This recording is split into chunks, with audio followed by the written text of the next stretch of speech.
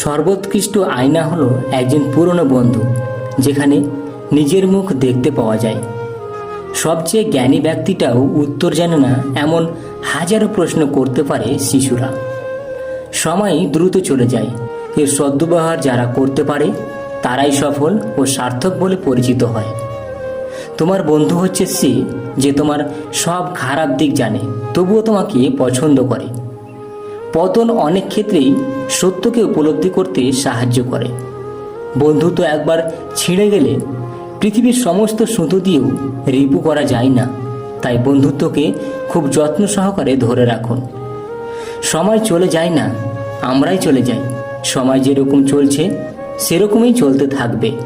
দুঃখ কষ্ট নিয়েই মানুষের জীবন, কিন্তু দুঃখের পর সুখ আসবে, আর সুখের পরেও দুঃখ আসতেও পারে।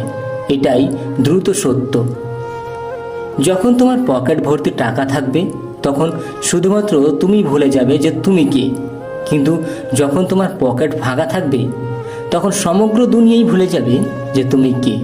সুন্দর একটা মানুষ না খুঁজে সুন্দর একটা মন খুঁজো, তাহলে ভালোবাসার সফলতা আসবে।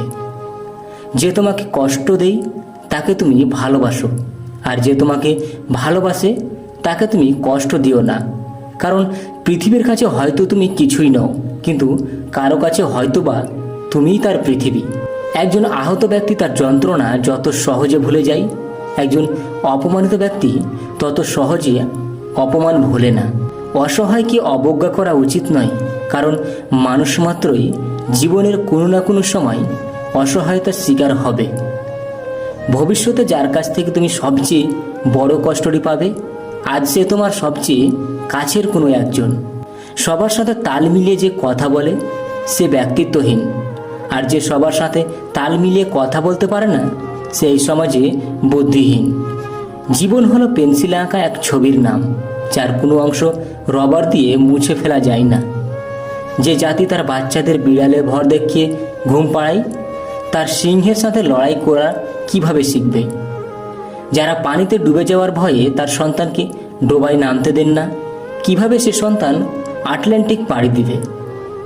অতৃপ্তি নিয়ে বিরাট অট্টালিকায় থাকার চেয়ে পরিপূর্ণ তৃপ্তি নিয়ে কুঁড়ে ঘরে থাকা সবচেয়ে ভালো।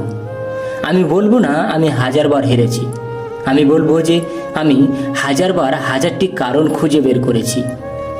মা হলো স্নেহের ভাণ্ডার, যা কখনো নিঃশেষ হয় না। টাকার বিনিময়ে শিক্ষা অর্জনের চেয়ে অশিক্ষিত থাকা অনেক ভালো। ভাগ্য সবার দুয়ারে আসার জন্যই অপেক্ষা করে, কিন্তু উপর পাড়া হয়ে আসে না, তাকে ডেকে আনতে হয়। কোনো কাজে যার নিজস্ব পরিকল্পনা নেই তার সাফল্যও অনিশ্চিত। চন্দ্রের যা কলঙ্ক সেটা কেবল মুখের উপরেই, তার জ্যোৎস্নাময় কোনো দাগ পড়ে না। সবচেয়ে কঠিন কাজ হচ্ছে নিজেকে চেনা, এবং সবচেয়ে সহজ কাজ হচ্ছে অন্যদেরকে উপদেশ দেওয়া। জন্মদিনে উৎসব পালন করাটা বোকামি। জীবন থেকে একটা বছর ঝরে গেল, সেজন্য অনুতাপ করাই আসল কাজ। এই পৃথিবী কখনো খারাপ মানুষের খারাপ কর্মের জন্য ধ্বংস হবে না।